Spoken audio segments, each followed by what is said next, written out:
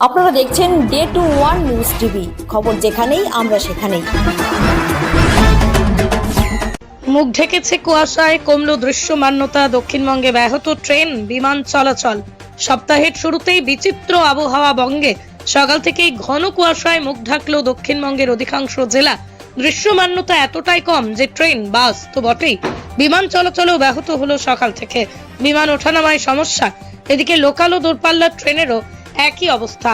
কুয়াশা দৃশ্যমানতা আবছা হওয়ায় বিপদ এড়াতে অত্যন্ত ধীর গতিতে চলছে ট্রেন, ফলে গন্তব্যে পৌঁছতে অনেকটা সময় লেগে যাচ্ছে। তবে বেলা বাড়তে কলকাতার বুক থেকে সরছে কুয়াশার চাদর, রোদ ঝলমলে আবহাওয়া। দিনের বেলা সামান্য ঊর্ধ্বমুখী তাপমাত্রা। উত্তরবঙ্গে আগামী কয়েকদিন হালকা বৃষ্টির সম্ভাবনা বলেই জানাচ্ছে আলিপুর আবহাওয়া দপ্তর। পৌষের শেষ বেলায় খানিকটা খামখেয়ালি আচরণ শীতের, কখনো পারদ পতন, কখনো আবার তা চড়ছে। সপ্তাহান্তে প্রথম দিন আবার ঘন কুয়াশা, যার জেরে শীত বোধ খানিকটা কম।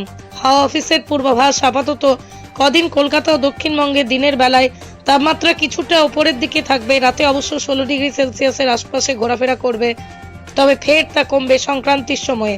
চলতি সপ্তাহেই সাগরের হাওয়ার কারণে দক্ষিণ ও উত্তর 24 পরগনায় কিছুটা জাঁকিয়ে ঠান্ডার আমেজ অনুভূত হতে পারে। তবে কুয়াশার দাপট থেকে নিস্তার নেই এখনই।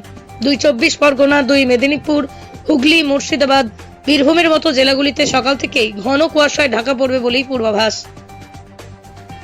আলিপুর আবহাওয়া দপ্তরের। তবে তার স্থায়িত্ব বেশি দিন নয়, 2-3 দিন পর থেকেই কেটে যাবে কুয়াশার জাল। অন্যদিকে উত্তরবঙ্গে প্রধানত শুষ্ক আবহাওয়া থাকলেও বিক্ষিপ্তভাবে 2-1টা জায়গায় বৃষ্টির সম্ভাবনার কথা শুনিয়েছে হাওয়া অফিস। অন্যান্য জেলায় আংশিক মেঘলা আকাশ, বেলা বাড়তে মেঘ কেটে যেতে পারে। তবে আগামী 2 দিন কুয়াশাচ্ছন্ন থাকবে মালদহ, দক্ষিণ দিনাজপুর, কোচবিহার। তারপর থেকেই ফের পারদ পতন ও পৌষ সংক্রান্তির সময় শীত অনুভূত হবে বলেই পূর্বাভাস হাওয়া অফিসের।